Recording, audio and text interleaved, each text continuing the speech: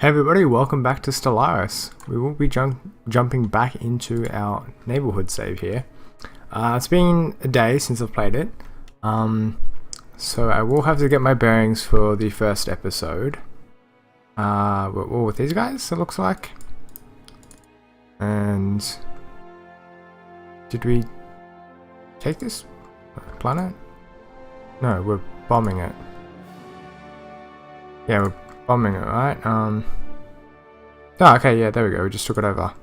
Didn't we win against these guys? I could have sworn they actually surrendered to us, but anyway, that's fine. Just gotta get my surroundings here again. Any of these planets that we want?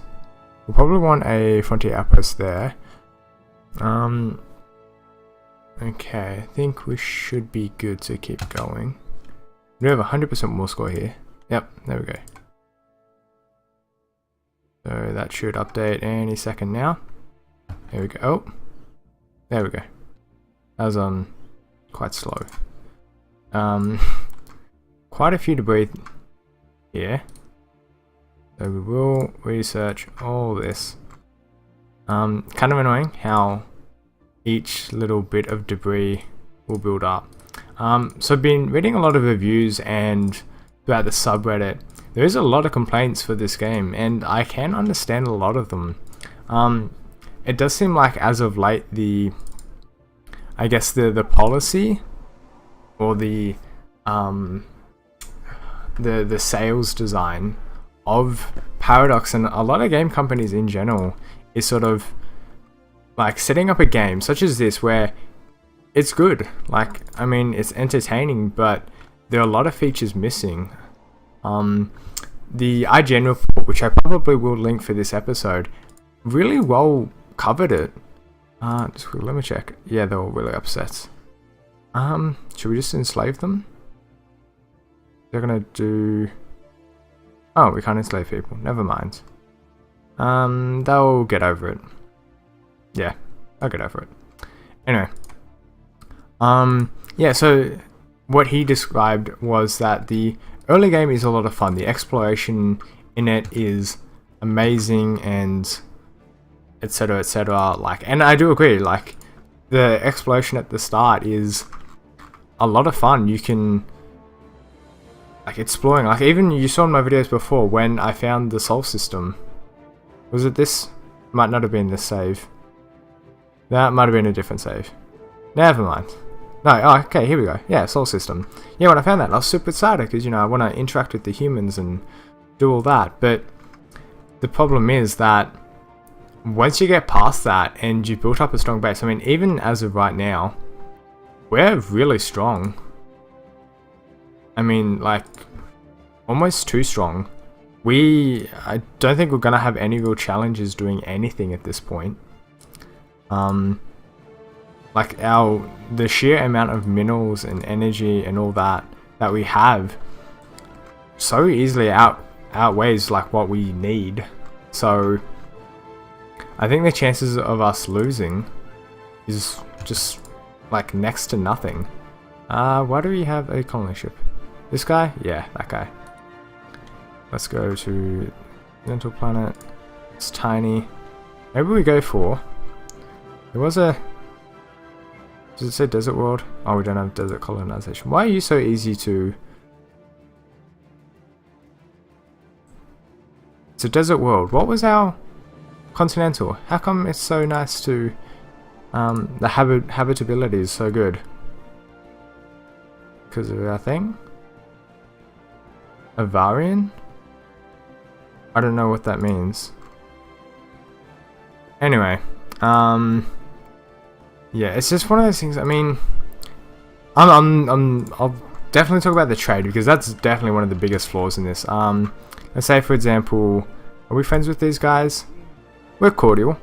Any kind of trade deal, for a start as a base, unless they're actual capitalist empires, they will have a debuff to their trading things, and just trading anything. I mean, star charts should be fine because it's a really basic thing, but anything else is so heavily dependent on how the AI works, and you can never really judge that within these games. So the trade, it requires so much more. I mean, the trade in E4 at the moment is fantastic. Having all those trade routes and whatnot, that's how it should be. It's not just going to be trading within your empire, because granted you do get a lot of resources because of the large amount of space that there is. But for example, I was trying to build more of the Baratheon power plants, but because I just simply don't have those resources within my space and I want to build more, well, too bad. Simple as that, just too bad. That's what I don't like about that. As is sort of traditional Paradox games, you can't really expand without conquest. Any kind of trying to vassalize people in this, no hope. It's basically impossible unless you own half of the universe. So there's no hope of that at all. These guys, I doubt would even be close. Can submit to them. Demand vassalization. Friendly attitude. I mean, it's just not. It just doesn't happen. I mean, one of the things that really bugs me. Okay, so we've explored what, 10% of the universe, probably not even that, and we're already snowballing out of control. The mid game in this is just non-existent. The combat is sort of not interesting, to say the least. It's just not interesting. All this stuff hasn't been surveyed. As I was saying before, you just sort of have the big fleets, and if your fleet's bigger than theirs, which isn't necessarily the whole truth. I mean, there's different compositions and whatnot, and different weapons are better against shields and etc, etc. But the big problem is that most of the time it's just going to be, if you've got a big army, you win. If you catch their army, then you win, and then they can't come back from it, because building anything in this is too slow, and to catch up to any kind of large army, which already may or may not have absolutely destroyed yours, then you can't come back. So that's what I don't like about it. And the whole cat and mouse thing is ridiculous. I think I like the idea of the different FTL travels. Each of them bring their very own different kind of play style, but it's the fact that it makes it almost unintuitive to play. I think it would have been better if everyone just had warp, and it might have been easier to chase people. It could have been, for example, that maybe you had better FTL engines, so you'd be able to catch people a bit better. There's no strategy, and I get part of that Paradox wanted to do, because they wanted to make it so that you're the actual leader of your country as opposed to the military commander as well, which is fine. It's a perfectly reasonable thing to do, but the fact is that the combat is just completely lackluster, not to mention any kind of lack of espionage. As I was saying, the only kind of way to expand is war. You can't do it diplomatically. Even culturally, culturally, got caught up on that word there. It just doesn't work. I mean, yeah, I mean, I sort of had the same qualms with Star Wars Battlefront when that was released. As you guys know, I do enjoy shooters, and I know it's not typically the kind of strategy games that I play on this channel, but when that was released, that was a horrendously lackluster game. There was nothing to it.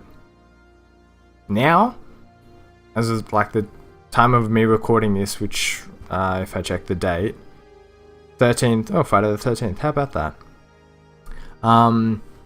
It's actually a really good game. It started off really gorgeous, as has this game. I mean, it's very physically appealing. Just, it's simple, it's basic, it's aesthetically pleasing. That was the same as Battlefront. When it first came out, it was enjoyable to look at just because the graphics were gorgeous. But the actual gameplay was kind of static. I mean, it started off, people just got homing shot. That's all they played, because it was so ridiculously hard to dodge. I mean, less people play it now because there's so many other guns and whatnot. The HUD contracts are really good at it. Sort of almost forces people to play different guns and whatnot. Like, now the game's amazing. I don't remember. Actually, a good example I will use is CK2. Definite example of Paradox's market strategy is they'll release a game, a good game, like a solid game, but then we'll give you DLC or release DLC, which will basically unlock what the rest of the features should be. I mean, it starts off, you can only play as Christian countries. Granted, it's a bit older game and maybe there was some sort of things that they had to work out in terms of mechanics and actual coding and whatnot. I'm not too sure about that. But you actually had to buy DLC to play the other people that was on the map. That's a bit ridiculous if you ask me. I mean, with EU4, the last few expansions, they've sort of said, like, oh, you know, we always give out free things in the expansion. But it is very small things, and the one expansion that really sort of bugs me was the Art of War expansion, where if you paid for it, you would get such features as better vassal control and province shifts, being able to give other countries control of a province.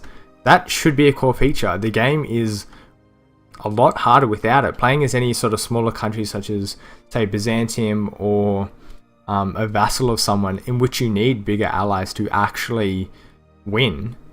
And then without that feature, they can come in, siege all those lands. You might not get anything out of that war, and then you're just screwed. So it actually almost lowers, or I wouldn't say lowers, but it does. It's a crucial feature. I wouldn't say you need it. It is possible to do it without it, but it's such a quality of life feature that should have been in the base game. That's what I feel about this at the moment.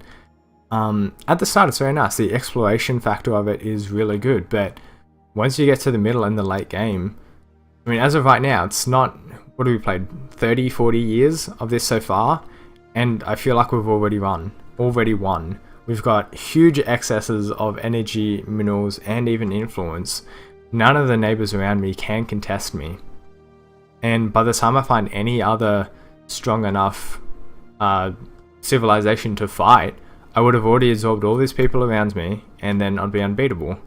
I haven't come across, I know there are some late game events that come in that can change it, such as invasions, I believe, the Unbidden.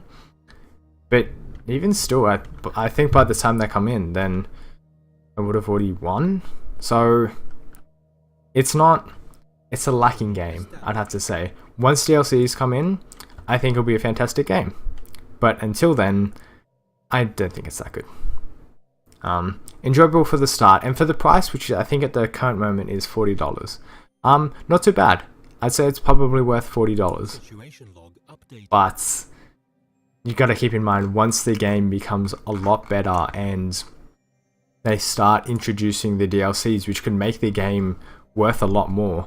There's DLC each. I mean, the base price for EU4 DLCs was $15, which is a lot of money, and at the moment there's 5 or 6 of them.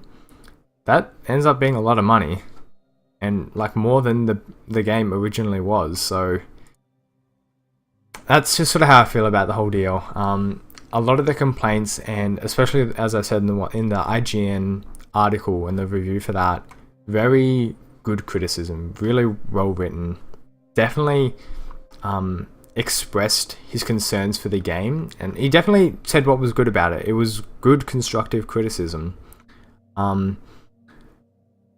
But yeah, I think Paradox has sort of started to lose a lot of their design impressiveness, I would say. They're definitely a lot bigger company than they used to be. They said, especially with games like EU4 and Stellaris, they've tried to normalize it and make it more appealing for the market, because originally the games, they were very hardcore, very detail specific, so in the sense that it really felt like, for Hearts of Iron 3, for example, very popular game, but the look of it and the design of it was so complicated and complex that it was really hard to understand, but once you did, you could like have a really good game.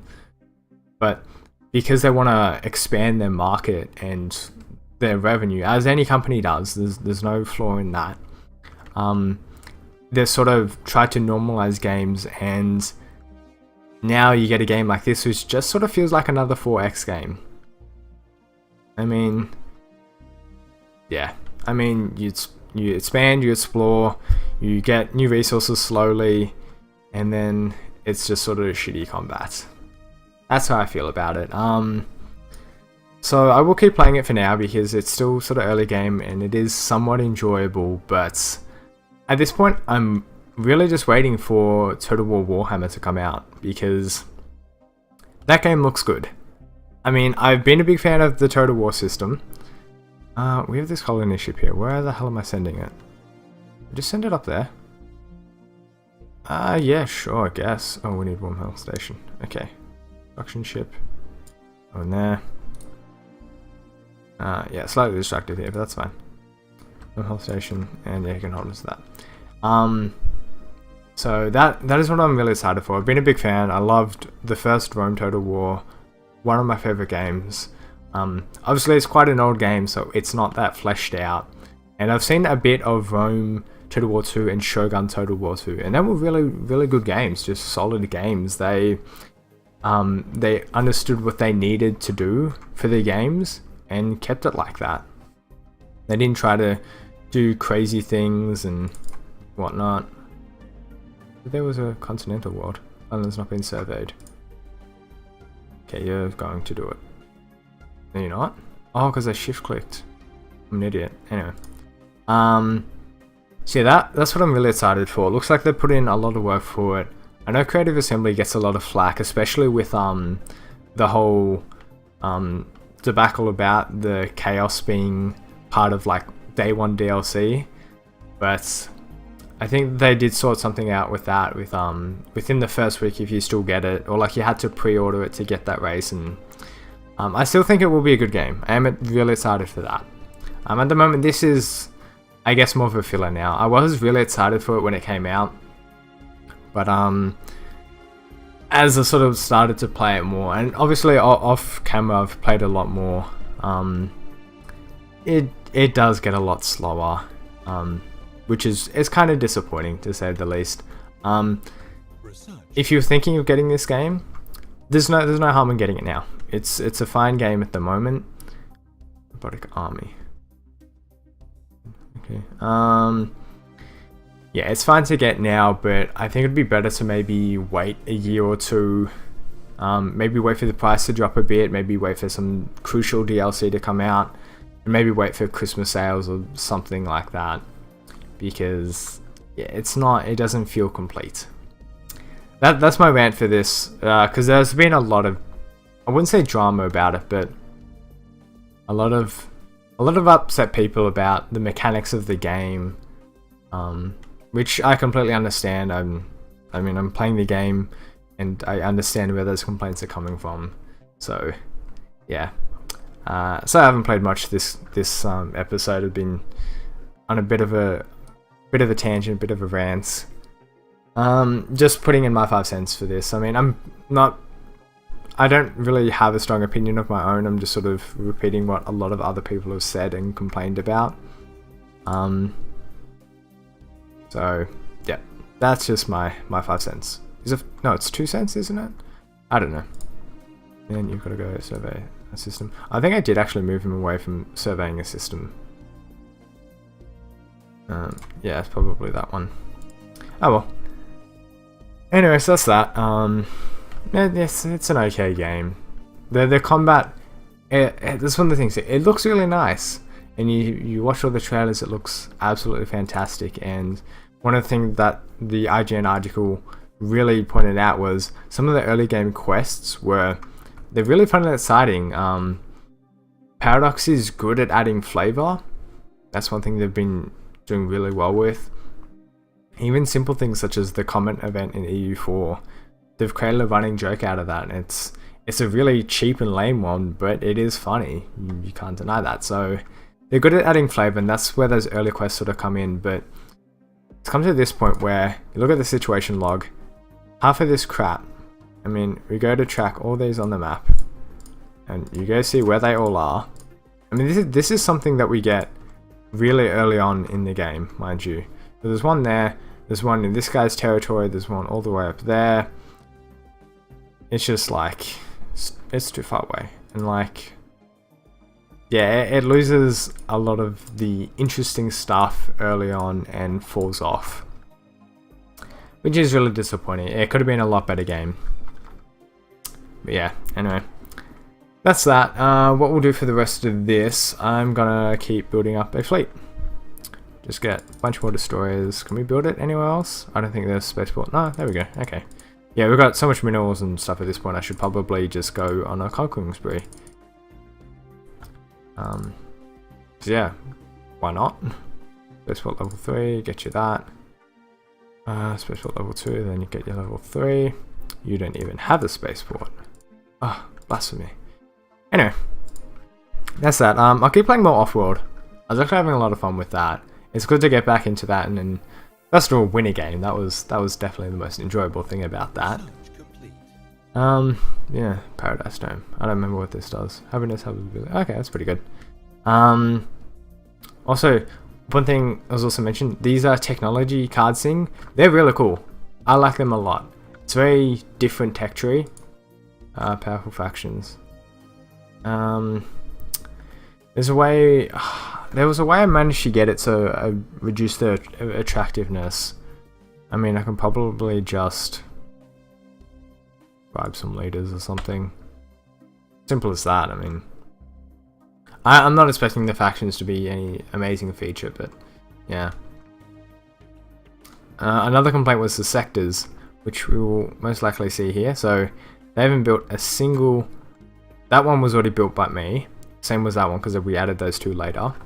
Haven't built a wormhole station, which they would need. What have they got? They've got a single spaceport, which I'm pretty sure I built. So, system survey complete. Is this a really small planet? No, this is a really nice planet. Why have we not colonized that? I have no idea. I'm gonna send you to there. So you're automatically going to that sector. I mean, they just don't do anything. The AI on this is kind of shit as well, to put it nicely. Combat, they just follow you around, which was a big complaint about in EU4 because people were saying, oh, you know, the AI just does its own stuff, and if you want them to attach, they never attach, and they always send, you know, like 100,000 troops onto one province and get a whole bunch of attrition, etc., which is completely fine. Why? Oh, there we go. Just to zoom in. Okay. Those are fine, but now they just follow you around, even though sometimes it's useful. It's good that they do. I think it was not a bad choice by Paradox to do that, whereas they just only follow you around. But a lot of complaint about federations, which obviously you haven't seen on this channel, but in my single player games or my offline games, federations completely pointless and crap. It's an interesting point of diplomacy that they try to add, but you can see I've completely ignored it in this just because I know it's not useful, and it's just so much easier just to go 5%. I guess we'll get okay. So yeah, so it's an interesting point, but it's a lot easier just to go conquer people. So, and that's just how I feel about the game at the moment. It will get better, and yeah. Yeah, I'll probably end the episode here, just so this episode is basically just a rant, so there's not much gameplay in it, and so you won't miss anything too important. But yeah, other than that, I'll end the episode here just because we'll leave this episode as a rant episode and gameplay for other episodes. So if you enjoyed the video, leave a like, leave a comment, subscribe if you must, but for now, that's all.